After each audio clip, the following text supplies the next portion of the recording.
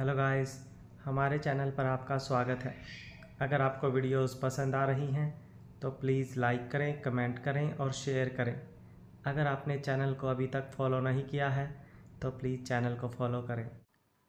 आरजू अपने पैरों पर खड़ी हो चुकी थी और तक्षक गुस्से से उसे घूर रहा था। उसके कदम एक बार और लड़खड़ाए तो इस बार तक्षक ने उसे संभाला नहीं, बल्कि उसका हाथ पकड़कर उसे खींचा और पीछे दीवार से लगा दिया। उसकी आंखें इस वक्त अंगारों की तरह जल रही थीं। उसने उसके कंधों को पकड़ रखा था। उसके यूं खींचने से आरजू को एक बार फिर से दर्द महसूस हुआ, लेकिन तक्षक इस वक्त सिवाय गुस्से के और कुछ नहीं महसूस कर पा रहा था। वह उसे गुस्से से देखते हुए बोला, तुम्हें समझ नहीं आता क्या? मना किया है ना मैंने कि तुम यहाँ से कहीं नहीं जाओगी, यहीं रहोगी। तो तुम्हें समझ नहीं आता क्या? उसे इतने ज़्यादा गुस्से में देखकर आरजू डर गई। उसने बिल्कुल नहीं सोचा था कि उसके यूं जाने से तक्षक इतना ज़्यादा गुस्सा हो जाएगा। उसकी आंखों में आंसू आने लगे तो तक्षक के हाथ एकदम से ढीले पड़ गए। ब्रो! तभी दरवाजे पर आवाज़ आई तो आरजू ने नज़रें उठाकर तारा की तरफ देखा। हालांकि तक्षक की नज़रें अभी भी आरजू पर टिकी हुई थी। तारा के यूं अचानक आ जाने से आरजू और भी ज़्यादा घबरा गई थी। तारा की भी नज़रें उन दोनों पर बनी हुई थी और आरजू की आंखों में आंसू वो साफ देख सकती थी, पर फिर भी वो वहाँ से गई नहीं। वो अंदर आई और आरजू की तरफ देखते हुए बोली, मैं अपनी फ्रेंड के साथ मार्केट जा रही थी, क्या तुम भी हमारे साथ चलोगी एंजल? उसके जवाब का इंतज़ार तारा से ज़्यादा तक्षक को हो रहा था। उसकी नज़रें अभी भी आरजू पर थी। तारा को तो उसने एक नज़र देखा भी नहीं था। आरजू ने मुस्कुराते हुए अपना सिर हाँ में हिलाया और बोली, चलूँगी। और उसका जवाब सुनकर तक्षक की मुठ्ठियाँ कस गई। अभी अभी उसके पैर पर चोट लगी है, लेकिन आराम करने की बजाय वो मार्केट जाने का सोच रही है। दर्द आरजू को भी हो रहा था, लेकिन उसने मना इसलिए नहीं किया क्योंकि आज पहली बार तारा ने उसके साथ चलने के लिए कहा था। वो मना कैसे कर सकती थी? तारा तक्षक को देख रही थी और उसके गुस्से को भी। वो भी डरते हुए बोली, ब्रो, मैं ले जाऊँ ना एंजल को? जिसने जाना है उसने जवाब दे दिया ना, मेरे जवाब की क्या ही ज़रूरत है? तक्षक ने कहा और फिर आरजू से थोड़ा दूर होकर पीछे की तरफ हट गया। आरजू ने नज़रें घुमाकर उसकी तरफ देखा। उसका गुस्सा उसके चेहरे पर साफ दिखाई दे रहा था। अब तारा को वहाँ पर खड़ा रहना खतरे से खाली नहीं लग रहा था, तो वो जल्दी से वहाँ से चली गई। तारा के जाने के बाद आरजू ने भी धीरे धीरे चलना शुरू किया। उसे दर्द बहुत ज़्यादा हो रहा था, लेकिन फिर भी वो चल रही थी और किसी न किसी तरह दरवाजे तक पहुँच गई थी।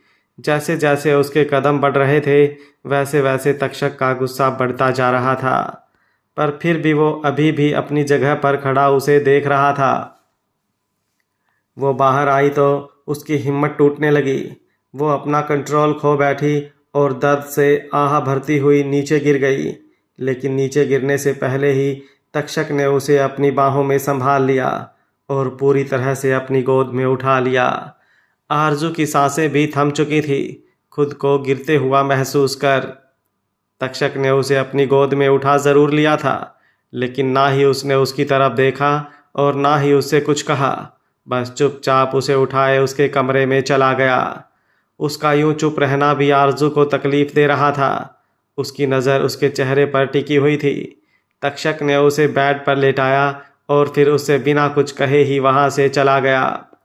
उसके कमरे से बाहर आकर वो अपने कमरे में आया और फिर सर्वेंट को फ़ोन कर आरजू के कमरे में नाश्ता पहुंचाने के लिए बोल दिया और साथ ही साथ एक सर्वेंट को उसके मदद के लिए भी बोल दिया। आरजू कुछ देर तो बेड पर बैठी रही और फिर अपनी जगह से उठकर नहाने के लिए बाथरूम में जाने लगी, लेकिन तब तक उसके पास सर्वेंट आ चुकी थी। उसकी मदद से वो नहाकर तैयार हुई। उसके लिए खाना भी रूम में आ चुका था। वो जानती थी कि ये सब तक्षक ने ही किया है। उसने उस सर्वेंट से तक्षक ने नाश्ता किया है या नहीं पूछा, लेकिन उसने मना कर दिया क्योंकि तक्षक उनके हाथों से बना खाना तो खाने नहीं वाला था। तारा को वैसे भी कुछ नहीं बनाना आता था और आरजू की हालत नहीं थी किचन में जाने लायक। पर यह जानकर कि उसने अभी तक खाना नहीं खाया, आरजू को बुरा लग रहा था। उसने पेन किलर ले लिए थे, जिससे उसका दर्द अब काफ़ी हद तक कम हो चुका था। वो अपने कमरे से बाहर निकली और सीढ़ियों की तरफ बढ़ गई। उसे कमरे से बाहर जाते देख अपने रूम में खड़े तक्षक की भौहें एक बार फिर से तन चुकी थी। उसने सिर्फ उस पर नज़र रखने के लिए अपने कमरे का दरवाज़ा और पर्दे खुले रखे हुए थे। उसके जाने के बाद तक्षक सीढ़ियों के पास आया और नीचे की तरफ देखने लगा। उसे जानना था कि आरजू नीचे क्यों गई है, और उसे किचन में जाते देख वो सब कुछ समझ चुका था और अब उसका गुस्सा और भी ज़्यादा बढ़ गया था। कुछ देर बाद उसके दरवाजे पर कदमों की आहट हुई, लेकिन उसने नज़रें उठाकर भी नहीं देखा। किसी और की उसके कमरे में आने की हिम्मत ही नहीं थी सिवाय आरजू के। आरजू ने अपने हाथों में खाने की ट्रे पकड़ी हुई थी, जिसकी खुशबू तक्षक तक पहुंच चुकी थी। इस वक्त और ड्रेसिंग के सामने खड़ा था। आरजू अंदर आई और टेबल पर खाना लगाने लगी। खाना लगाकर उसने तक्षक की तरफ देखा और बोली, अगर आपको किसी चीज़ से एलर्जी थी तो आपको वो चीज़ नहीं खानी चाहिए थी। अगर आप मुझे बता देते तो मैं आपके लिए कुछ और बना देती। उसने बहुत ही मासूमियत और धीमी आवाज़ में अपनी बात कही थी। तक्षक की नज़रें उस पर थी, लेकिन वो सामने से उसकी तरफ नहीं देख रहा था। उसके चुप रहने पर आरजू एक बार फिर से बोली, आज मैंने सारा खाना सर्वेंट से पूछ कर बनाया है, इससे आपको कोई एलर्जी नहीं होगी। वो अभी बोल ही रही थी कि तक्षक ने अपना फ़ोन उठाया और कमरे से बाहर जाने लगा। उसे बाहर जाते देख आरजू थोड़ी ऊंची आवाज़ में बोली, नाश्ता नहीं करेंगे आप? उसके पूछने पर तक्षक के कदम रुके, लेकिन उसने उसकी तरफ देखा नहीं। आज मैंने हर एक चीज़ आपके हिसाब से ही बनाई है। आरजू ने फिर से कुछ कहना चाहा, लेकिन उसकी बात बीच में ही काट कर वो बोला, जिसे मेरे दर्द की फ़िक्र नहीं उसे मेरी फ़िक्र करने की ज़रूरत नहीं। इतना कहकर वो तेज़ कदमों से वहाँ से चला गया, जबकि आरजू उसकी बातों का मतलब ही समझने की कोशिश करती रह गई। उसके दर्द की फ़िक्र नहीं, उसके जहन में बस ये शब्द गूंज रहे थे। तक्षक बाहर पार्किंग एरिया में आया और अपनी गाड़ी में बैठ गया। गुस्से से उसने अपनी गाड़ी स्टार्ट की और मन ही मन बोला, ना जाने क्यों तुम्हारा दर्द मुझे दर्द देता है। ऐसा लगता है वो दर्द तुम्हारा नहीं मेरा है, और तुम्हें तुम्हारे दर्द से फ़र्क पड़ता हो या ना पड़ता हो, लेकिन मुझे मेरे दर्द से बहुत फ़र्क पड़ता है। कहते हुए उसके चेहरे के भाव सख्त हो चुके थे। ठाकुर मेंशन। अर्जुन ने मन्नत के लिए कॉफ़ी मंगवा ली थी और उन दोनों में कॉफ़ी भी पी ली थी। कॉफ़ी पीने के बाद मन्नत बेड से उठी और फिर अपने कपड़े लेकर बाथरूम की तरफ बढ़ गई। उसने उन कपड़ों में से कपड़े उठाए थे जो वो कल अर्जुन के साथ लेकर आई थी। वो एक full length floral maxi dress थी। उसके बाथरूम में जाने के बाद अर्जुन कुछ सोचते हुए मन ही मन बोला, सिर दर्द के लिए तुम इतना रो, ऐसा हो ही नहीं सकता।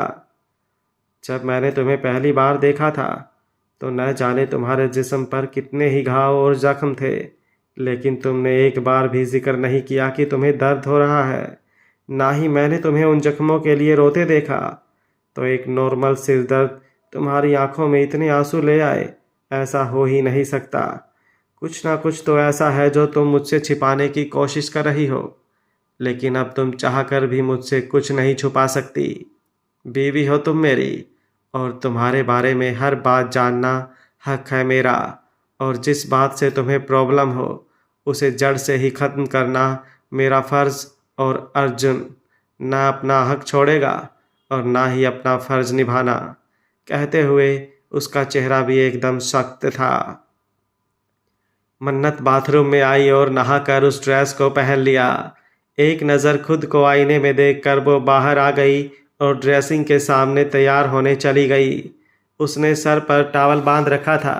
जैसे ही उसने टॉवल निकाला और अपने बालों को सुखाने के लिए हल्का सा नीचे की तरफ झुककर टॉवल से बालों को सुखाने लगी कि अचानक से कुछ फटने की आवाज़ आई। आवाज़ सुनकर मन्नत तो एकदम चौंक ही गई। अर्जुन की भी नज़रें मन्नत पर ठहर गई थी। पीछे से उसकी ड्रेस की जिप पूरी फट गई थी। ड्रेस को इस तरह से फटते हुए देख अर्जुन अपनी जगह से उठा और मन्नत के पास आया। मन्नत की पूरी पीठ इस वक्त खुली थी। उसने जल्दी से अपनी पीठ पर अपना हाथ रखा और घूम गई, जिससे अब उसकी पीठ आईने में साफ दिखाई दे रही थी। हालांकि उसने हाथ रखा हुआ था, लेकिन फिर भी उसके हाथ उसे कवर नहीं कर पा रहे थे। उसकी नज़रें अर्जुन पर थीं, जो उसके बिल्कुल करीब आ चुका था। उसे देखते हुए उसकी सांसें सूखने लगी थी। अर्जुन ने एक नज़र उसके चेहरे को देखा और फिर उसकी नज़रें आईने पर गईं। आईने में देखते हुए उसकी नज़रें हैरानी से भर गईं और फिर अगले ही पल उसके चेहरे पर एक व्यंग्य भरी मुस्कुराहट ठहर गई थी। मन्नत को लग रहा था कि शायद उसकी ड्रेस की सिर्फ जिप खुली है, लेकिन अर्जुन देख पा रहा था कि उसकी ड्रेस पीछे से फट चुकी है, क्योंकि उस ड्रेस के साथ छेड़छाड़ की गई है। जिप पर लगा हुआ धागा खुला हुआ था और उसी वजह से वो ड्रेस पूरी फट गई थी। वो जानता था कि ये सब किसका किया धरा है और इस बचकानी हरकत पर उसे सच में हंसी आ रही थी। अर्जुन अलमारी की तरफ गया और उन कपड़ों को देखने लगा जो उसने कल ही खरीदे थे। सभी कपड़ों के साथ छेड़छाड़ की गई थी। वो मन ही मन बोला, इन कपड़ों को फाड़कर तुम्हें क्या लगता है कि तुम मुझे हासिल कर लोगी? बिल्कुल नहीं प्राची ठाकुर, तुम्हारी इन बचकानी हरकतों से सिर्फ तुम्हारा टाइम वेस्ट होगा, मुझे कोई फ़र्क नहीं पड़ेगा। उसने मन्नत को उसके पुराने कपड़ों में से एक ड्रेस निकाल कर दी और पहनने के लिए कहा। मन्नत हैरानी से उसकी तरफ देख रही थी। वो बोली, लेकिन मेरी ड्रेस की सिर्फ जिप खुली है ना? नहीं, वो फट चुकी है। जाओ जाकर इसे पहन कर आओ। उसने कहा तो मन्नत ने चुपचाप उसके हाथों में पकड़ी हुई ड्रेस ले ली और बाथरूम में चली गई। अर्जुन ने उसके जाने के बाद अलमारी में से सारे नए कपड़े निकाले और फिर उन्हें एक बैग में डालकर बाहर आ गया। उसके हाथों में एक लाइटर भी था। प्राची ठाकुर हॉल में बैठी थी। वह उसके सामने आया और उन सभी कपड़ों को उसके पैरों के पास पटक दिया, तो वो हैरानी से उसकी तरफ देखने लगी। अर्जुन मुस्कुराया और फिर लाइटर जलाकर उन कपड़ों को आग लगा दी, तो प्राची की आंखें और भी ज़्यादा बड़ी हो गई।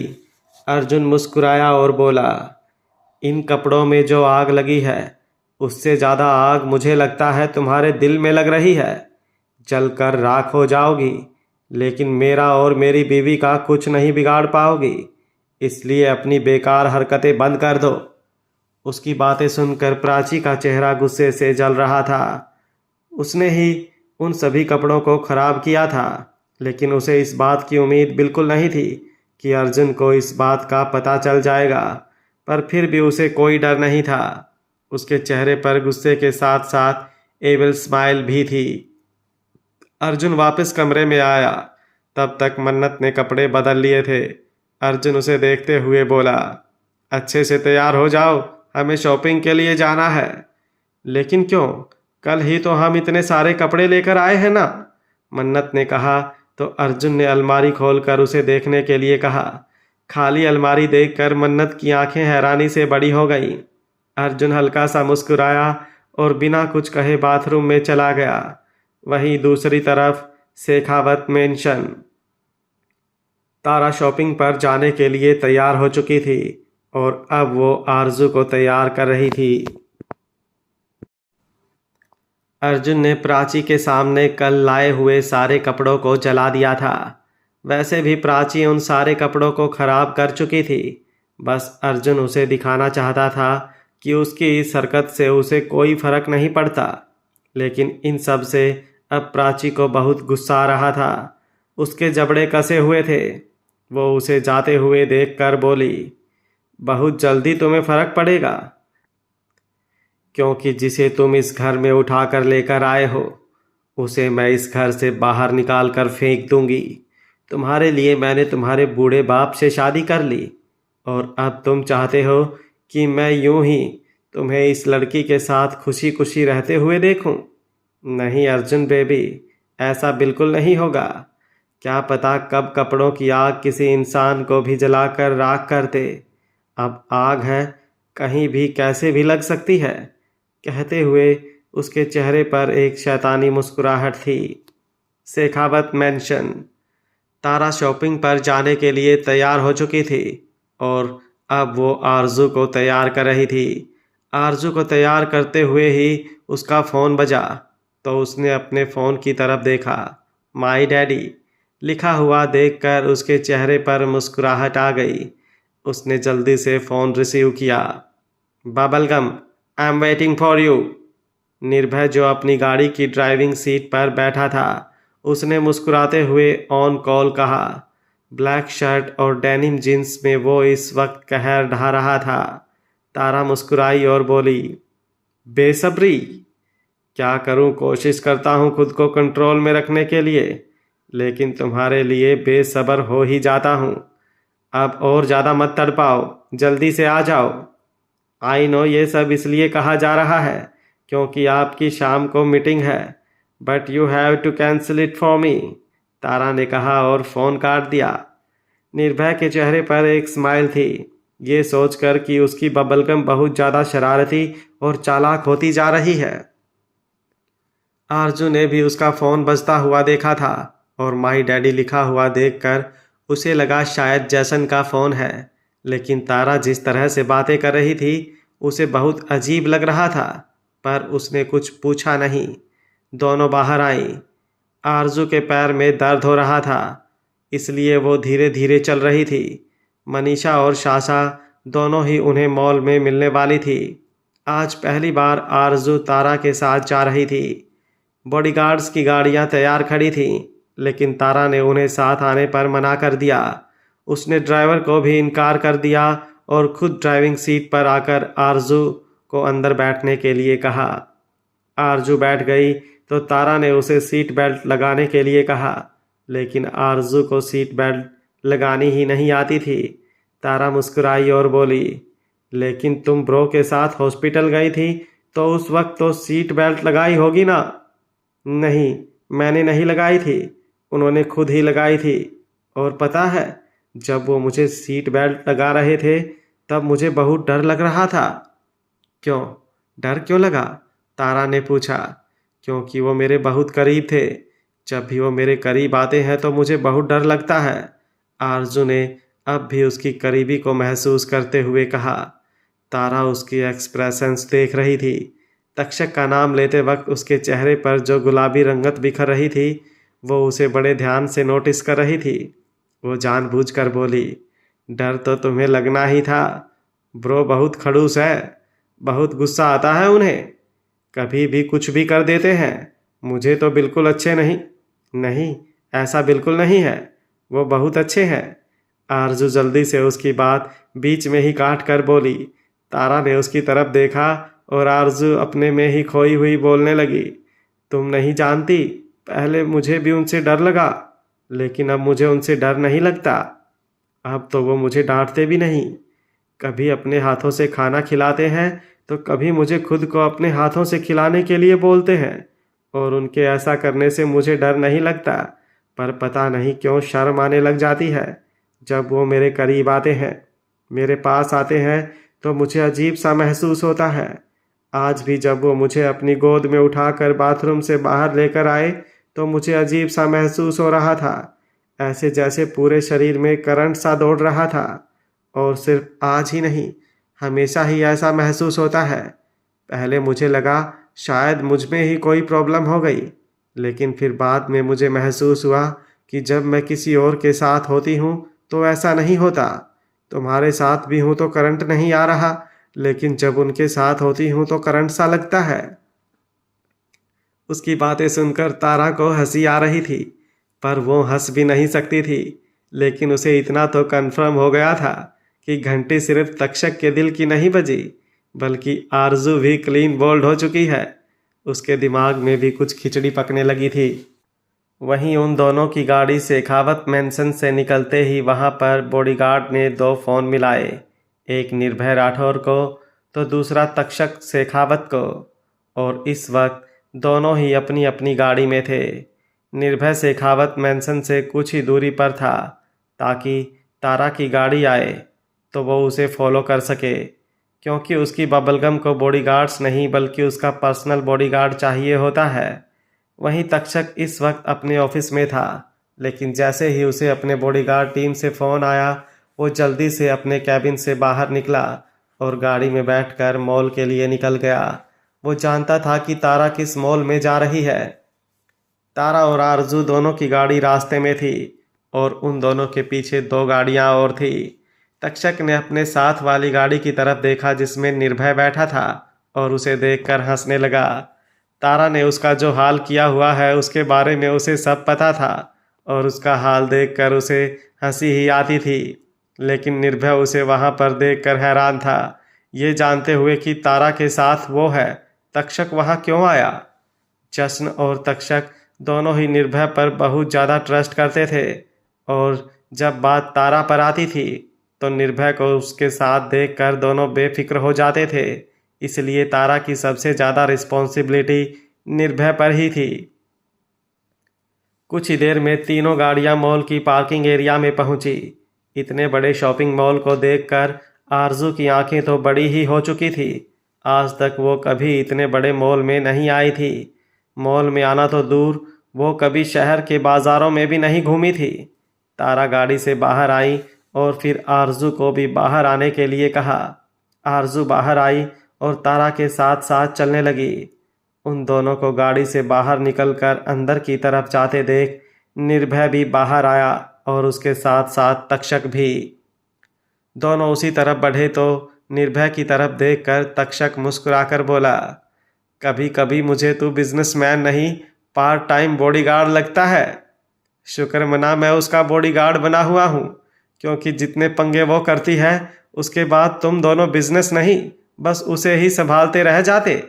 निर्भय ने सामने की तरफ देखकर कहा, जहां तारा अभी अभी किसी से टकराई थी और सामने वाले को सॉरी की बजाय थप्पड़ मिला था। वहीं तक्षक की नज़रें आरजू पर थी जो बहुत ही ज़्यादा डरी सहमी हुई खड़ी थी। दोनों इस वक्त लिफ्ट के बाहर थे और आरजू अंदर जाने से डर रही थी। वो उसे देखते हुए बेख्याली में ही बोला, संभालना तो मैं चाहता हूँ लेकिन समझ नहीं आ रहा संभालूं कैसे। गुस्सा करना नहीं चाहता और प्यार वो। कहते कहते वो रुक गया और खुद की ही बातों पर गौर करने लगा कि वो क्या कहने जा रहा था। वहीं उसकी बात सुनकर निर्भय भी उसकी तरफ हैरानी से देख रहा था। उसने उसकी नज़रों का पीछा किया तो उसकी नज़रें भी आरजू पर गई। उसे देखते हुए वो मुस्कुराया और बोला, मतलब अब तक्षक शेखावत के मिजाज कुछ बदलने लगे हैं। एटीट्यूड की जगह चेहरे पर प्यार झलकने लगा है। तक्षक ने हल्की नाराज़गी और गुस्से के मिले जुले भाव से उसे देखा। हालांकि वो भी जानता था कि ये नाराज़गी और गुस्सा बिल्कुल नकली है, क्योंकि उसकी बातें सुनकर उसे गुस्सा नहीं बल्कि कुछ और ही महसूस हो रहा था। एक अलग ही बेचैनी दिल में हो रही थी और चेहरे पर मुस्कुराहट आ रही थी जिसे उसने बड़ी ही मुश्किल से कंट्रोल किया हुआ था। वो झूठी नाराज़गी दिखाते हुए बोला, ऐसा कुछ नहीं है। तक्षक शेखावत का मिजाज कोई नहीं बदल सकता। मैं सिर्फ उसकी मदद करने की कोशिश कर रहा हूँ। मान या ना मान, लेकिन बदलना तो तू शुरू हो गया, वरना तेरा जवाब सिर्फ एटीट्यूड में आता तो मुझे सफाई नहीं देता, निर्भय ने कहा और फिर आगे बढ़ गया। तक्षक उसकी बात सुनकर सोचता रह गया कि क्या वो सच में सिर्फ उसकी मदद करने की कोशिश कर रहा है। तभी उसकी नज़र आरजू पर गई जो लिफ्ट से बाहर आ चुकी थी। वो घर पर भी लिफ्ट का इस्तेमाल नहीं करती थी बल्कि सीढ़ियों से ही जाती थी। उसे लिफ्ट से बहुत ज़्यादा डर लगता था। उसने तारा की तरफ देखा और बोली, प्लीज़ मैं सीढ़ियों से चली जाऊं। तारा ने उसके पैर की तरफ देखा जहां पर उसे अभी भी दर्द हो रहा था, क्योंकि चलते चलते वो हल्का सा लंगड़ा रही थी। और वैसे भी जैसी सीढ़ियां वो समझ रही थी वैसी सीढ़ियां तो होने नहीं वाली थी। शायद वो एक्सेलरेटर पर भी नहीं चल पाती। लेकिन वो कुछ कहती उससे पहले ही तक्षक वहां पर आया और आरजू का हाथ पकड़कर उसे लिफ्ट के अंदर ले गया। निर्भय भी उसके साथ ही था। इस वक्त लिफ्ट में सिर्फ वो 4 ही मौजूद थे। एक तरफ तारा थी और एक तरफ आरजू। तारा के साथ निर्भय खड़ा था तो आरजू का हाथ तक्षक ने पकड़ रखा था। आरजू उसकी तरफ देखते हुए बोली, मुझे डर लग रहा है, प्लीज हम सीढ़ियों के रास्ते से चलते हैं ना। वैसे तो तक्षक उससे नाराज था, लेकिन उसे यूं डरते हुए देख उसे अकेला नहीं छोड़ सकता था, इसलिए उसे पूरी तरह से कवर करके खड़ा हो गया। तारा और निर्भय दोनों एक दूसरे की तरफ देख रहे थे। लिफ्ट ऑन हुई तो आरजू ने जल्दी से अपने हाथ उसके सीने पर रखे और अपनी मुट्ठियों को बंद कर लिया। उसने अपनी आंखें भी बंद कर ली थी। तक्षक की नज़रें उसके चेहरे पर टिकी हुई थी, जहां डर साफ दिखाई दे रहा था। उसने अपने हाथ उसके आसपास रख दिए, लेकिन फिर भी उसके चेहरे से डर नहीं जा रहा था। अब उसने उसकी कमर पर अपना हाथ रखा और उसे अपने करीब खींच लिया तो आरजू ने नज़रें उठाकर उसकी तरफ देखा। दोनों की नज़रें अब एक दूसरे से मिली हुई थी। वहीं दूसरी तरफ उसी मॉल के पार्किंग एरिया में एक गाड़ी और पार्क हुई, जिसमें से अर्जुन बाहर आया। बाहर आकर उसने मन्नत को भी बाहर निकाला। मन्नत के चेहरे पर डर साफ दिखाई दे रहा था। अर्जुन ने उसका हाथ थामा और अंदर की तरफ बढ़ गया। तभी उसकी नज़र सामने वाली दो गाड़ियों पर गई। उन्हें देखकर उसके चेहरे पर हैरानी और मुस्कुराहट एक साथ आ गई। मन्नत का हाथ अपने हाथों में थाम कर वो आगे की तरफ बढ़ गया। वहीं दूसरी तरफ निर्भय तारा के साथ खड़ा था और तक्षक आरजू की कमर पर अपने हाथ कसकर उसे अपने घेरे में लेकर खड़ा था। जब उसने उसे खींचकर अपने बेहद करीब कर लिया तो आरजू ने नज़रें उठाकर उसकी तरफ देखा। दोनों की नज़रें आपस में मिली और दोनों के ही दिल में धड़कनों का शोर उठने लगा था। उसी वक्त लिफ्ट टॉप फ्लोर पर पहुंची। तारा और निर्भय बाहर की तरफ आए। आरजू की भी नज़र उन दोनों की तरफ गई, लेकिन तक्षक के लिए तो जैसे सब कुछ ठहर चुका था। आरजू उसकी तरफ देखते हुए बोली, बाहर चलें, हम पहुंच गए। हाँ, तुम्हें मुझसे ज़्यादा ही पता होगा, तक्षक ने कहा और फिर पीछे की तरफ हट गया। एक बार फिर से उसे गुस्से में देखकर आरजू का मुंह उतर गया। उसकी तरफ देखती रह गई और तक्षक बाहर भी निकल गया। उसके बाहर निकलते ही अचानक से लिफ्ट बंद होने लगी। आरजू एकदम से डर गई, लेकिन लिफ्ट बंद होती उससे पहले ही तक्षक ने अपना हाथ पीछे की तरफ बढ़ाकर उसका हाथ पकड़ लिया तो लिफ्ट का दरवाज़ा वहीं पर रुक गया। आरजू बढ़ती हुई धड़कनों के साथ तक्षक की तरफ देख रही थी। सच में लिफ्ट बंद होते देख उसे बहुत ज़्यादा डर लगने लगा था। वो बाहर आई और चारों आगे की तरफ बढ़ गए। तारा और आरजू शॉपिंग कर रही थी और निर्भय और तक्षक दोनों उनके बॉडीगार्ड बनकर घूम रहे थे। सबसे ज़्यादा शॉपिंग तारा ही कर रही थी। आरजू ने तो अभी तक अपने लिए कुछ पसंद नहीं किया था, लेकिन तक्षक की नज़रें उस पर बनी हुई थी। मनीषा और सासा भी उन दोनों के साथ ही थी। वो अभी अभी मॉल में आई थी। जब तारा ने आरजू की तरफ देखा कि वो अपने लिए कुछ भी नहीं पसंद कर रही तो उसने उसका हाथ पकड़कर उसे अपनी तरफ घुमाया और ड्रेस उठाकर उसके ऊपर लगाकर देखने लगी। उसे जो ड्रेस उस पर अच्छी लग रही थी उसे ही सेल्स गर्ल्स को पैक करने के लिए कह रही थी। आरजू ने उसे रोकना चाहा, क्योंकि पहले ही जसन और अति के उसके ऊपर बहुत सारे एहसान थे। उन्होंने उसे किसी भी चीज़ की कमी नहीं आने दी थी। अब वो तारा से ये सब कैसे ले सकती थी। वो तारा की तरफ देखते हुए कुछ बोलने की कोशिश कर रही थी, लेकिन वो कुछ बोलती उससे पहले ही तारा बोली, फिक्र मत कीजिए, मैं आपको कुछ नहीं दिला रही हूँ, ये सब तो भाई की तरफ से गिफ्ट है। उसने जैसे ही कहा, आरजू ने नज़र उठाकर तक्षक की तरफ देखा, जो उसे ही देख रहा था, लेकिन गुस्से से। उसके एक्सप्रेशंस देखकर ऐसा बिल्कुल नहीं लग रहा था कि वो सच में उसे ये सब दिला रहा हो। वहीं दूसरी तरफ अर्जुन मन्नत को लेकर टॉप फ्लोर पर आ चुका था। मन्नत चुपचाप उसके साथ चल रही थी। वो बार बार अपने चेहरे पर अपना हाथ लगा रही थी। कभी गालों पर हाथ लगाती तो कभी गालों पर आए बालों को पीछे करके फिर से उन्हें आगे कर देती। वो ऐसा इसलिए कर रही थी ताकि उस पर किसी की नज़र ना आए। अर्जुन ने उसका हाथ पकड़ रखा था। उसे लेकर वो उसी स्टोर पर आया जहाँ पर बाकी सब थे। निर्भय तारा के साथ खड़ा था कि पीछे से किसी ने उसके कंधे पर अपना हाथ रखा। अर्जुन को किसी के पास आते देख मन्नत भी हैरानी से उसे देख रही थी। निर्भय ने पलटकर पीछे की तरफ देखा तो अपने सामने अर्जुन को देखकर हैरान रह गया। तारा ने अर्जुन को देखा तो जोर से बोली, अर्जुन भाई। बोलते हुए वो अर्जुन के गले लग गई थी। मन्नत उन दोनों की तरफ ही देख रही थी। निर्भय की नज़र भी अर्जुन के साथ खड़ी मन्नत पर गई। आप यहाँ पर? आपको पता है मैं कब से आपके इन खड़ूस दोस्त को बोल रही थी कि मुझे आपसे मिलना है, लेकिन इनके पास टाइम ही नहीं। कहते हुए तारा अर्जुन से अलग हुई और मन्नत की तरफ देखने लगी। मन्नत की तरफ देखते हुए उसके चेहरे पर मुस्कुराहट आ गई। दोनों को देखकर ही पता चल रहा था कि उनकी शादी हो चुकी है। हालांकि निर्भय इस बारे में पहले ही जानता था। अर्जुन ने उसे फ़ोन पर सब कुछ बताया था, लेकिन कब कैसे क्या हुआ इस बारे में उन दोनों के बीच कोई बात नहीं हुई थी। अर्जुन ने मन्नत की तरफ देखा और फिर तारा से इंट्रोड्यूस करवाते हुए बोला, ये है मेरी शाइनिंग स्टार।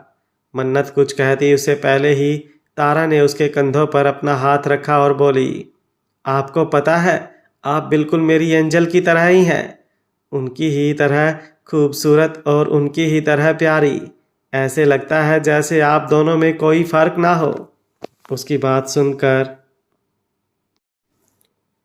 बात सुनकर मन्नत के दिल में एक टीस सी उठी। वो मन ही मन बोली, तुम्हारी एंजल मुझ जैसी बिल्कुल नहीं हो सकती। जितना खूबसूरत मेरा चेहरा है उतनी ही मैली मेरी ज़िंदगी है, और भगवान ना करे कि किसी और की किस्मत भी मेरे जैसी हो। आप उससे मिलेंगे ना तो सच में कहेंगी कि हाँ, आप दोनों में कोई फ़र्क नहीं। तारा ने फिर से मुस्कुरा कर कहा तो मन्नत हल्का सा मुस्कुराई और उसकी तरफ देखते हुए बोली, कहाँ है आपकी एंजल? अभी अभी वॉशरूम गई है, बस 5 मिनट में आती ही होगी। तारा ने मुस्कुराकर कहा। वहीं दूसरी तरफ आरजू वॉशरूम की तरफ आ गई थी, क्योंकि उसे रोना आ रहा था। तक्षक जब से उसके सामने आया था तब से उसे गुस्से से ही घूर रहा था, और अब उसका गुस्सा उससे बर्दाश्त नहीं हो रहा था। इसलिए वो रोने के लिए वॉशरूम में आई थी, लेकिन वो वॉशरूम के अंदर जाती उससे पहले ही तक्षक ने उसका हाथ पकड़ा और उसे पीछे की तरफ खींचकर कॉरिडोर में ले गया। आरजू एकदम से हैरान रह गई। उसकी सांसें तेजी से बढ़ने लगी थी। तक्षक अभी भी गुस्से से उसे देख रहा था, लेकिन अब उसके गुस्से में एक और कारण जुड़ चुका था, क्योंकि आरजू ने उन सभी कपड़ों को लेने से मना कर दिया था जो तक्षक की एक इशारे पर तारा सिलेक्ट कर रही थी। जितना ज़्यादा गुस्सा उसके चेहरे पर दिखाई दे रहा था, उतना ही डर आरजू के चेहरे पर था, और दोनों की सांसों की गर्माहट भी उतनी ही ज़्यादा थी। तक्षक उसके चेहरे की तरफ देखते हुए बोला, कपड़े लेने से मना क्यों किया तुमने? क्योंकि वो कपड़े काफ़ी महंगे हैं और आप लोग पहले ही मुझ पर बहुत ज़्यादा एहसान कर चुके हैं, इतना कि मैं पूरी ज़िंदगी उन एहसानों का कर्ज नहीं चुका सकती। जो 1% कमी तक्षक के गुस्से में थी, आरजू की इस बात ने उसे भी पूरा कर दिया। वह गुस्से से देखते हुए बोला, वैसे तो तुम्हारा दिमाग बहुत चलता है, लेकिन जहाँ चलना चाहिए वहाँ क्यों बंद हो जाता है? तुम्हें बहुत कुछ महसूस होता है, लेकिन सिर्फ अपना दर्द ही महसूस नहीं होता तुम्हें। मना किया था कि तुम अपनी जगह से खड़ी भी नहीं होगी, लेकिन तुम्हें तो शॉपिंग पर आना था, और वह भी तब जब तुम खुद कुछ लेना ही नहीं चाहती। बेड पर से उठने से मना किया था, लेकिन तुम्हें तो किचन में जाकर खाना बनाना था। शायद एहसानों का कर्ज तुम खाना बनाकर ही चुकाने वाली हो ना। जब दर्द हो रहा है तो बोलकर जवाब नहीं दे सकती कि दर्द हो रहा है, इसलिए चल भी नहीं सकती। किसी को मना नहीं कर सकती, लेकिन कोई तुम्हारे लिए प्यार से कुछ लेना चाहता है तो उसे मना कर दोगी। कुछ पूछता हूँ तो तुम्हारे पास जवाब नहीं होता, लेकिन जब फालतू की बातें करनी होगी तो तुम्हारे पास ढेरों जवाब होते हैं। तुम्हें दर्द हो रहा है तो तुम मेरे कमरे में नहीं रुक सकती, लेकिन जब तकलीफ में मैं हूँ तो मुझे छोड़कर जाना भी तुम्हें सही नहीं लगा। तक्षक ने कहा तो आरजू ने अपने होंठ भींच लिए। एहसान ही लगता है ना तुम्हें सब कुछ, तो ठीक है, अब ना तुम पर मैं कोई एहसान करूँगा और ना ही तुम मुझ पर कोई एहसान करना। वो गुस्से और नाराज़गी से बोला और आरजू से अलग होकर कुछ पल उसे गुस्से से देखने के बाद वहाँ से चला गया। उसके जाने के बाद आरजू कुछ देर वहीं खड़ी रही। तक्षक की बातें अभी भी उसके कानों में गूंज रही थी और उसका गुस्सा अभी भी उसे तकलीफ दे रहा था। शुरू शुरू में उसके गुस्से से उसे डर लगता था, तकलीफ होती थी, लेकिन अब तो अलग ही महसूस होता था। उसकी आंखों में एक बार फिर से आंसू आ गए। निर्भय को एक सेल गर्ल्स शर्ट दिखा रही थी और उसकी नज़र बार बार उसकी कसी हुई एमर्ज चेस्ट पर जा रही थी, क्योंकि इस टी शर्ट के ऊपरी 2-3 बटन खुले थे। उसकी लुक्स और हॉटनेस से उसे सेल्स गर्ल्स को एसी में भी पसीना आ रहा था। तारा अर्जुन और मन्नत के साथ मन्नत के लिए कपड़े पसंद करवा रही थी, लेकिन जब उसने निर्भय पर उस लड़की की जगह देखी तो निर्भय के पास आई और उसकी शर्ट के बटन पर हाथ रखकर उसकी शर्ट उतारते हुए बोली, this chest and this man is only mine. किसी की नज़रें भी मुझे इन पर बर्दाश्त नहीं होती। कहते वक्त उसके चेहरे के भाव बहुत ज़्यादा सख्त हो चुके थे। उस लड़की की नज़र उन दोनों पर ही थी और उसकी बात सुनकर वो बुरी तरह से झेप चुकी थी। उसने जल्दी से अपनी नज़रें निर्भय पर से हटा ली। तारा ने वहाँ काउंटर पर रखी हुई एक शर्ट निर्भय को पहनाई और उस लड़की की तरफ देखकर बोली, अब ठीक है। तक्षक वापस स्टोर में आया और आते ही उसकी नज़र अर्जुन पर गई। वो उसके गले मिला।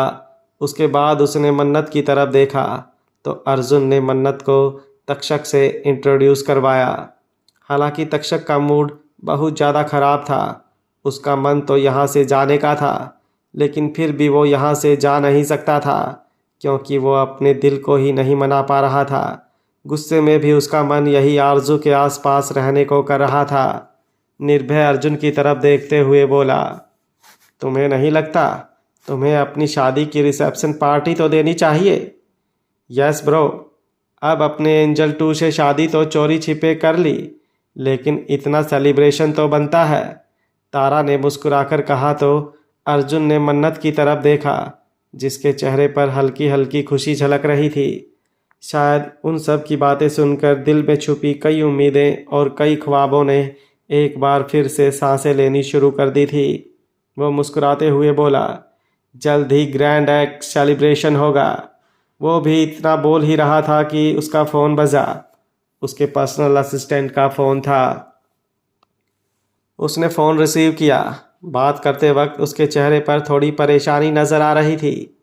कुछ देर साइड पे जाकर बात करने के बाद वो वापस उन सब के पास आया और मन्नत का हाथ अपने हाथों में पकड़कर बोला, सॉरी गाइस, मुझे जाना होगा, लेकिन जल्द ही सेलिब्रेशन इनविटेशन तुम लोगों के पास पहुंच जाएगा।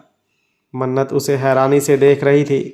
कुछ देर पहले उसके चेहरे पर मुस्कुराहट थी, लेकिन जब वापस हकीकत में लौटी तो सारी मुस्कुराहट गायब हो चुकी थी। एक बार फिर से उसके चेहरे पर डर दिखाई दे रहा था। सेलिब्रेशन का सुनकर सबके चेहरे पर मुस्कुराहट थी।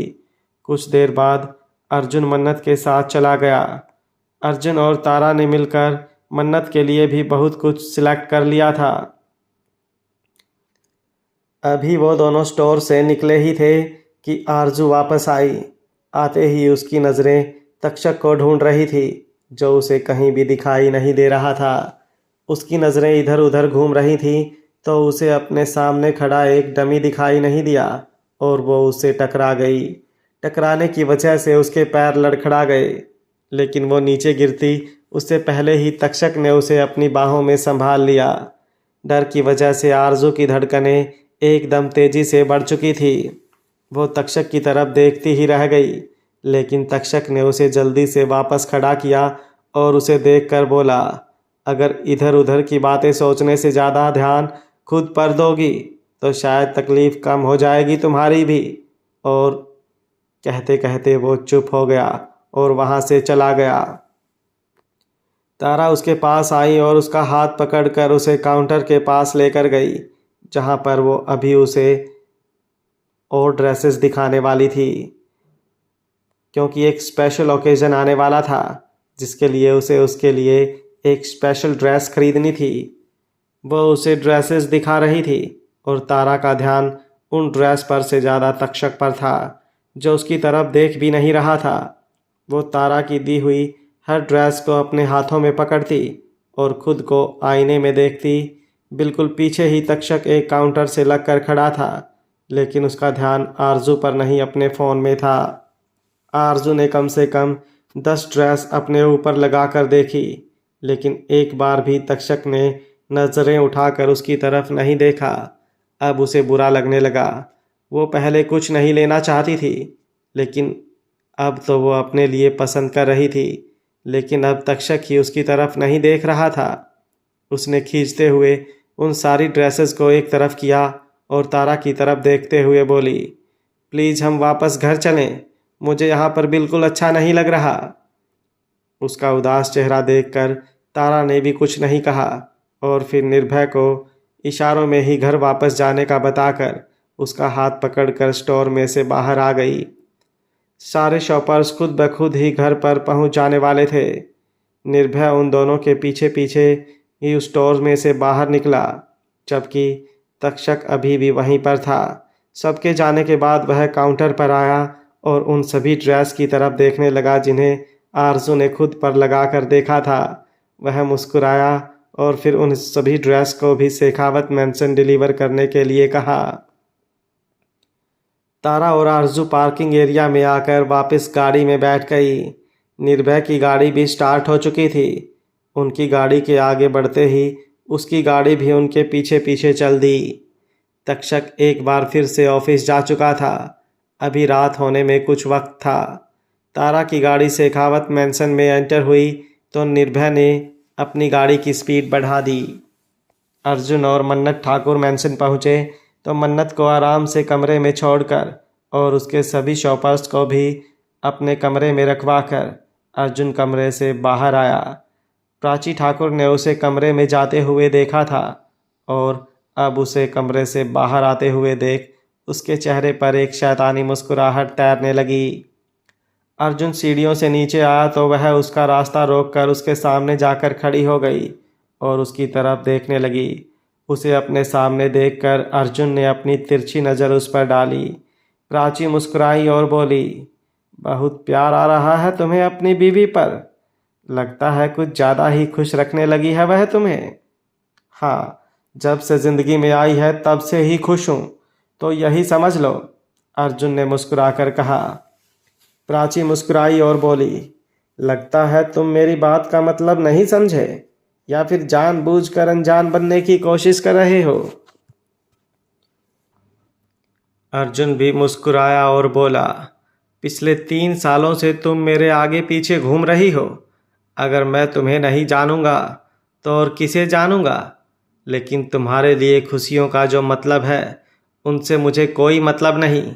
मैं मेरी बीवी से प्यार करता हूँ और मेरी बीवी मुझसे, और बाकी सब बहुत ज़्यादा पर्सनल है जो मैं तुमसे कभी शेयर नहीं करूँगा। कहकर वह अपनी आई विंक करते हुए वहाँ से चला गया। उसके जाने के बाद प्राची के चेहरे पर तैर रही शैतानी मुस्कुराहट और भी ज़्यादा गहरी हो गई। वह उसे जाते देखकर बोली, तुम्हारी बातों से ही साफ साफ पता चल रहा है कि तुम्हारी और तुम्हारी बीवी के पीछे रिलेशन कैसे हैं। अब बस मुझे इन्हें सुधरने से पहले बिगाड़ना है। तुम्हें कभी भी हासिल कर लूँगी, लेकिन उससे पहले मुझे उसे तुम्हारी ज़िंदगी से बाहर निकालना है। कहकर वह खुलकर हंसने लगी थी।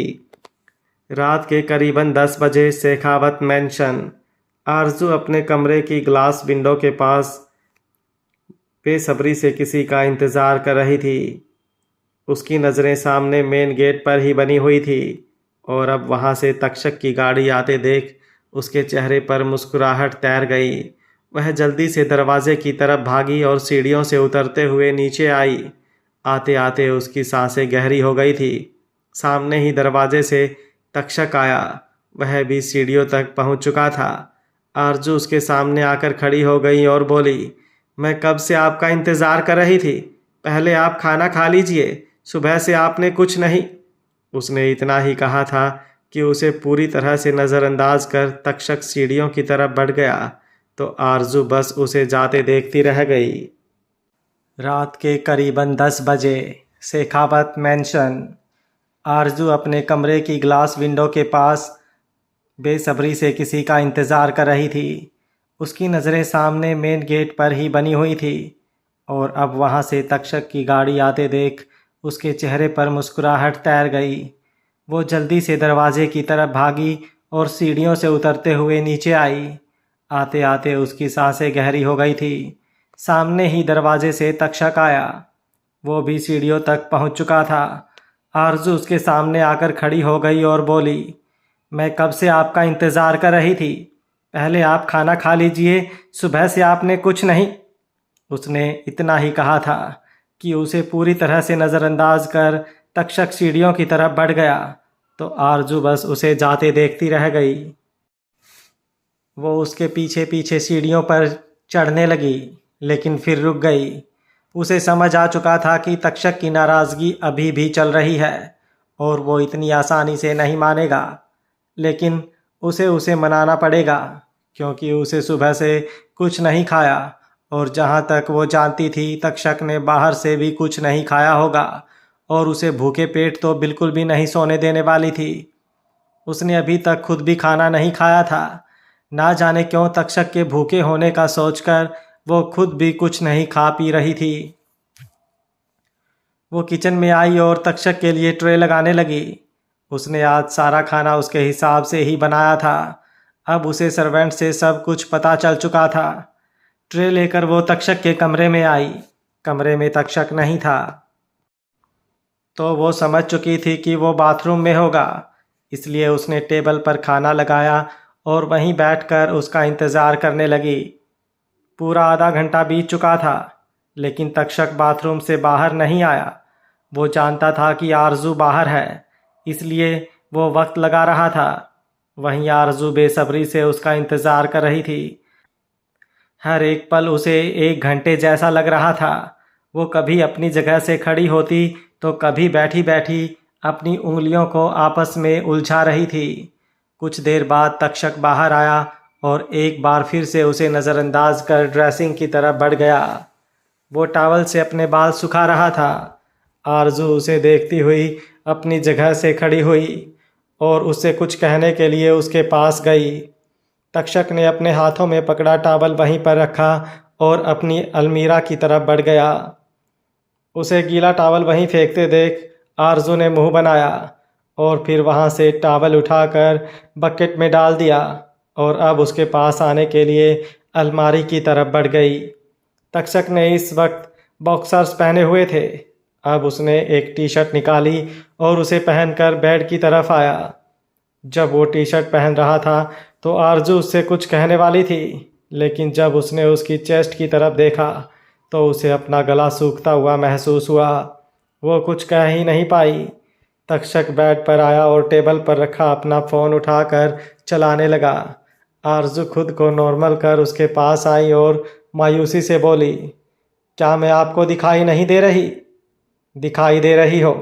तक्षक ने एक नज़र उसे देखकर जवाब दिया और फिर से नज़रें अपने फ़ोन में गड़ा लीं। उसके इस तरह से जवाब देने से आरजू का चेहरा और भी ज़्यादा उतर गया। वो मायूसी से बोली, तो आप मुझे देख क्यों नहीं रहे? मुझे नज़रअंदाज क्यों कर रहे हो? उसका सवाल सुनकर तक्षक ने उसकी तरफ देखा और बोला, तुम ही से तो सीखा है मैंने इस तरह से नज़रअंदाज करना। तुम भी तो मेरी बातों को यूं ही नज़रअंदाज करती हो, पर मैंने ऐसा कब किया? अब आरजू और भी ज़्यादा मायूसी से बोली। उसका गला भर गया था और उसे यूं देखकर अब तक्षक बैठा नहीं रह सकता था। वो अपनी जगह से उठा और उसका हाथ पकड़कर उसे दीवार से लगाते हुए बोला, जब मैंने सुबह तुम्हें मना किया था बेड पर से उठने से, क्या तुमने मेरी बात मानी थी? मुझे तो चलो तुमने नज़रअंदाज कर दिया, लेकिन तुम तो और भी ज़्यादा महान बन गई। अपने दर्द को भी नज़रअंदाज करने लगी। तुम्हें महसूस नहीं हो रहा था लेकिन मुझे महसूस हो रहा था कि तुम्हें दर्द हो रहा है। लेकिन तुम्हें तो शॉपिंग पर जाना था, और शॉपिंग पर भी सिर्फ इसलिए क्योंकि तारा ने कहा, जबकि तुम्हें कुछ तो कुछ लेना ही नहीं था। उसके ऐसे करने पर आरजू का मुंह और भी ज़्यादा उतर चुका था। उसकी आंखों में नमी आ गई। वो तक्षक की तरफ देखते हुए बोली, ऐसा नहीं है। अच्छा, तो और कैसा है, बताओ मुझे। तुम्हें शॉपिंग पर क्यों जाना था? क्या तुमने अपने लिए कुछ खरीदा? नहीं, आरजू ने ना में सिर हिलाते हुए कहा। मेरे लिए कुछ खरीदा? तक्षक ने सवाल किया। मैं आपके लिए कुछ क्यों खरीदूंगी? आरजू हैरानी से बोली। ये बात भी सही है, तुम मेरे लिए कुछ क्यों खरीदोगी? मेरी तो तुम्हें कुछ पड़ी ही नहीं है, तुम्हें तो बस अपनी मर्जी चलानी है। तक्षक गुस्से से ही बोला। उसे खुद नहीं पता था कि वो क्या बोल रहा है, और ना ही आरजू को उसकी बातें समझ आ रही थी। पर शायद ये दिल की बातें थी जो अब दिल में दबी नहीं रहना चाहती थी। तक्षक उससे अलग हुआ और पीछे की तरफ हटते हुए बोला, जाओ अपने रूम में जाओ और सो जाओ। आरजू ने अपनी उंगलियों से अपनी आंखों की नमी साफ की और बोली, नहीं, पहले आप खाना खाइए। मेरे खाने ना खाने से तुम्हें क्या फर्क पड़ता है? तक्षक ने अब एक बार फिर से उसका हाथ पकड़कर उसके करीब होते हुए बोला।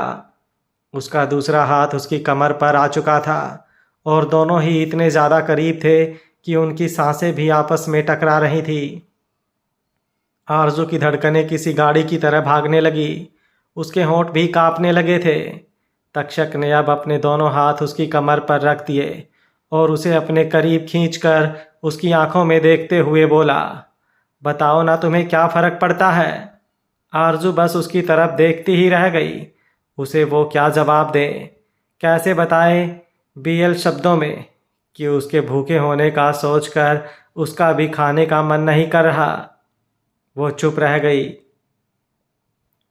उसे चुप देखकर तक्षक ने एक बार फिर से उसे छोड़ा और पीछे की तरफ हटकर बोला, मैंने कहा ना, तुम जाओ यहाँ से। मुझे खुद नहीं समझ आ रहा, मुझे तुम पर गुस्सा आ रहा है, और अगर आ भी रहा है तो मैं तुम्हें बता भी क्यों रहा हूँ, जबकि तुम्हें तो मुझसे कोई फर्क नहीं पड़ता। जाओ यहाँ से, मुझे तुमसे कोई बात नहीं करनी। उसकी बात ना करने की बात सुनकर आरजू की आंखों में कब से ठहरे हुए आंसू बह निकले और वो उन्हें पोंछते हुए आगे की तरफ बढ़ गई। उसने अभी अपना एक ही कदम आगे बढ़ाया था कि तक्षक ने एक बार फिर से उसका हाथ पकड़ लिया। उसके रोकने पर आरजू ने पीछे पलटकर उसकी तरफ देखा तो तक्षक भी उसकी आंखों में देखते हुए बोला, तुमने खाना खा लिया? आरजू सुबकते हुए बोली, भूख नहीं है मुझे। आखिर मैं उम्मीद भी कैसे कर सकता हूँ कि तुम अपना ध्यान अच्छे से रख सकती हो? तक्षक ने नाराज़गी से कहा और उसका हाथ पकड़कर उसे सोफे की तरफ लेकर आया। आरजू बस उसकी तरफ देखती रह गई थी, एक पल में गुस्सा, एक पल में फिक्र। तक्षक ने ट्रे की तरफ देखा और फिर प्लेट में खाना लगाकर निवाला उसकी तरफ बढ़ाया, लेकिन आरजू ने अपना मुंह नहीं खोला। वो बस तक्षक की तरफ देख रही थी। वो उसे देखते हुए बोली, आप मुझसे इसलिए नाराज़ हैं क्योंकि मैं आपकी बात नहीं मानती?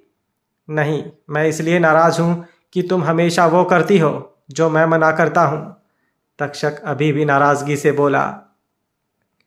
पर अब तो मैंने कुछ किया ही नहीं, आरजू ने कहा। तक्षक बोला, तुम अभी भी वही कर रही हो। मैं तुम्हें खाना खाने के लिए कह रहा हूँ और तुम सिर्फ बातें कर रही हो। जैसे ही उसने कहा, आरजू ने झट से अपना मुंह खोल दिया। तक्षक ने निवाला उसे खिलाया और उसके घुटने की तरफ देखते हुए बोला, दर्द हो रहा है?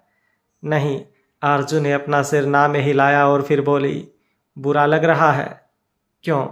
तक्षक ने हैरानी से पूछा। आरजू बोली, क्योंकि आप मुझे डांट रहे हैं और मुझसे नाराज़ हैं। तो फिर ऐसे काम करती ही क्यों हो कि मुझे तुम्हें डांटना पड़े या मैं तुमसे नाराज़ हो जाऊं? कहते वक्त तक्षक की नज़रें आरजू के चेहरे पर टिकी हुई थी और इन नज़रों का कहर कुछ अलग ही था। आरजू की आंखों में से एक बार फिर आंसू बह निकले। कैसे बताए वो कि अब उसे इतनी फिक्र की आदत नहीं रही। कोई नहीं जो उसके दर्द को समझे और उसे उसके दर्द से फ़र्क पड़े। किसी और को क्या फ़र्क पड़ेगा? अब उसे खुद को ही कुछ फर्क नहीं पड़ रहा। उसे रोते हुए देख तक्षक ने गुस्से से उसे थोड़ा घूरा और बोला, अगर अब तुम्हारी आंखों में एक भी आंसू आया तो फिर तुम चाहे जितना मर्जी मेरे सामने आने की कोशिश करना, लेकिन मैं तुम्हें नज़रअंदाज ही करूँगा और फिर पूछना मत कि मैं तुम्हें दिखाई दे रही हूँ या नहीं। उसने गुस्से से कहा। लेकिन उसकी बात सुनकर रोती हुई आरजू भी हंस पड़ी और उसकी हंसी देखकर तक्षक का गुस्सा अपने आप ही गायब हो गया। आरजू ने निवाला बनाया और उसकी तरफ बढ़ाते हुए बोली, आप बहुत अच्छे हैं। पहली बार दो शब्दों की तारीफ सुनकर भी तक्षक को अजीब सी ही गुदगुदी हो रही थी, जबकि न जाने कितनी ही लड़कियों से उसने भर भर के तारीफें सुनी थी। Hot, sexy, charming, dangerous, killing, ऐसे शब्दों को सुन सुनकर वो बुरी तरह से पक जाता था। लेकिन आज सिर्फ किसी का उसे अच्छा कह देना ही एक अजीब सा सुकून दे रहा था। अब शब्द मौन हो चुके थे और दोनों के चेहरे पर सिर्फ मुस्कुराहट थी। दोनों एक दूसरे को खाना खिला रहे थे और इस बात का एहसास शायद दोनों को ही नहीं था कि खाने से सिर्फ पेट नहीं बल्कि उनके दिलों में कुछ एहसास भी भर रहे हैं। वहीं दूसरी तरफ ठाकुर मैंशन, अर्जुन और मन्नत ने खाना खा लिया था और अब दोनों ही बिस्तर पर आ चुके थे। मन्नत के चेहरे पर परेशानी साफ दिखाई दे रही थी और ये तब से ही थी जब से अर्जुन ने रिसेप्शन की बात कही थी।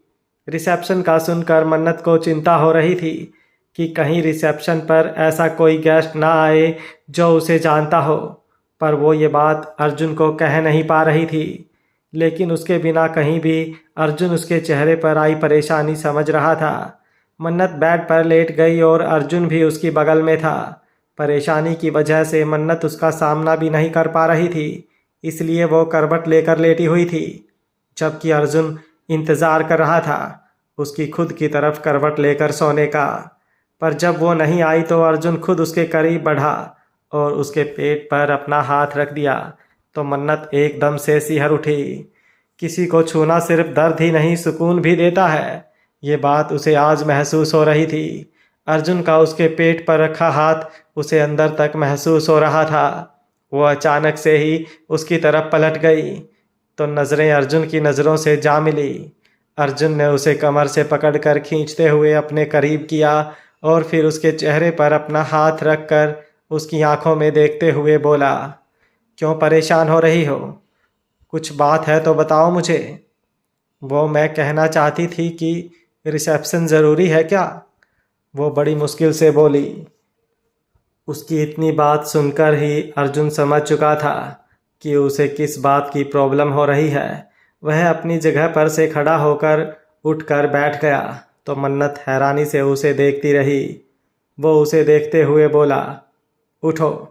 उसके कहने पर मन्नत उठकर बैठ गई और अपनी बड़ी बड़ी आंखों से उसे देखने लगी। अर्जुन से देखते हुए बोला, क्या तुम्हें मुझ पर यकीन नहीं? क्या इतने दिनों में तुम्हें कभी ऐसा लगा कि मेरे होते हुए कोई तुम तक पहुंच सकता है? उसका सवाल सुनकर मन्नत ने अपना सिर ना में हिला दिया। अर्जुन ने उसका हाथ अपने दोनों हाथों में पकड़ा और बड़े ही प्यार से उसे समझाते हुए बोला, तो फिर क्यों बार बार परेशान हो रही हो? मैंने कहा ना तुमसे, मैं तुम्हें कुछ नहीं होने दूंगा। तुम बीवी हो अब मेरी। अगर तुम्हें कोई प्रॉब्लम होगी तो उस प्रॉब्लम को सॉल्व करना मेरी जिम्मेदारी है। तुम अपनी सब टेंशन सिर्फ मुझ पर छोड़ दो और थोड़ा बहुत मुझ पर ध्यान दो। कहते कहते उसके चेहरे पर एक मुस्कुराहट आ चुकी थी और उस मुस्कुराहट को देखकर मन्नत बस उसे देखती ही रह गई। उसके खुद के गाल गुलाबी होने लगे थे। एक पल के लिए वो सब कुछ भूल चुकी थी। वैसे मैंने तुम्हें खुद पर ध्यान देने के लिए कहा था, यहाँ तो तुम्हारे ही चेहरे का रंग बदलने लगा। अर्जुन ने उसके गुलाबी गालों को देखते हुए कहा तो मन्नत ने जल्दी से अपने गालों पर हाथ लगाया। उसके गाल इस वक्त बेहद गर्म महसूस हो रहे थे। उसने अर्जुन के हाथों से अपना हाथ छुड़वाया और जल्दी से बेड पर लेटते हुए बोली, मुझे मुझे नींद आ रही है। वो सीलिंग की तरफ देखते हुए लेट रही थी। उसने अपनी आंखें भी बंद कर ली थीं, लेकिन अगले ही पल उसे अपने चेहरे पर किसी की गर्म सांसें महसूस हुई। अर्जुन उसके चेहरे पर झुका हुआ था उसकी गर्म सांसों को महसूस कर मन्नत ने अपनी आंखें खोली तो अर्जुन का चेहरा अपने बिल्कुल करीब देखकर उसकी धड़कन और भी ज़्यादा तेज़ी से बढ़ने लगी। उसका चेहरा गुलाबी से अब सुर्ख लाल होने लगा था। गुलाबी पतले होंठ जिन पर इस वक्त कोई लिपस्टिक नहीं लगी थी, लेकिन फिर भी वो किसी गुलाब के फूल से कम नहीं लग रहे थे। उन होठों पर हल्की हल्की कंपन हो रही थी।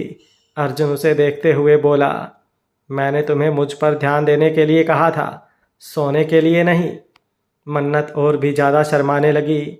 उसका बोलना भी बहुत मुश्किल हो रहा था, लेकिन फिर भी वो कांपते हुए होठों से बोली, मुझे मुझे समझ नहीं आ रहा, आप किस तरह से ध्यान। वो कांपते हुए अभी इतना ही बोल रही थी कि अर्जुन ने उसके होठों पर अपने होठों को रखकर उन्हें कांपते हुए होठों को एकदम शांत कर दिया था। मन्नत की बढ़ती हुई धड़कन एकदम से रुक गई। उसकी आंखें भी बंद हो चुकी थी। अर्जुन बहुत ही प्यार से उसके होठों पर किस कर रहा था, या यूं कह लो कि उसके होठों पर अपने होठों से कहर बरसा रहा था, लेकिन प्यार भरा। बहुत ही ज़्यादा सॉफ्टली और बहुत ही ज़्यादा प्यार से वो उसके होठों को हल्का हल्का चूम रहा था। अभी तक उसने उसे डीप किस करना शुरू नहीं किया था। वो बस कभी उसके ऊपर वाले होठ को अपने होठों में लेकर उन्हें हल्का हल्का प्रेस करता, तो कभी नीचे वाले होठ को। आज तक न जाने कितने ही लोगों ने इन होठों को पूरी तरह से अपने होठों से कुचला था। शराब की स्मेल, सिगरेट की स्मेल, गंदे खाने की स्मेल उनके मुंह से लगातार आती थी। उन सब से ना जाने उसे कितनी ही घिन आती थी, लेकिन एक लाश बनकर पड़े रहने के अलावा और कुछ नहीं कर पाती थी। लेकिन आज पहली बार उसे पता चल रहा था कि किस होती क्या है। जितनी ही ज़्यादा अर्जुन उसे प्यार से किस कर रहा था, उतनी ही ज़्यादा वो भी उस किस में खो रही थी। और ना जाने कब उसके होठों ने अर्जुन के होठों को भी अपने होठों में लेना शुरू कर दिया था, उसे पता ही नहीं चला। अर्जुन ने उसके रिस्पॉन्स को महसूस कर अपनी आंखें हल्की सी खोली। एक सुकून मन्नत के चेहरे पर पसरा हुआ था। उस सुकून को देखकर अर्जुन उसे किस करते हुए ही मुस्कुराया और मन ही मन बोला, अब मैं तुम्हारे डर को सिर्फ अपनी बातों से नहीं, अपने प्यार से दूर करूँगा। सिर्फ तुम मेरी बीवी नाम से नहीं, पूरे हक से बनोगी। हमारे बीच कोई दूरी नहीं होगी। कहकर उसने एक बार फिर से अपनी आंखें बंद कर लीं और अब अपनी किस को और भी ज़्यादा डीप करने लगा।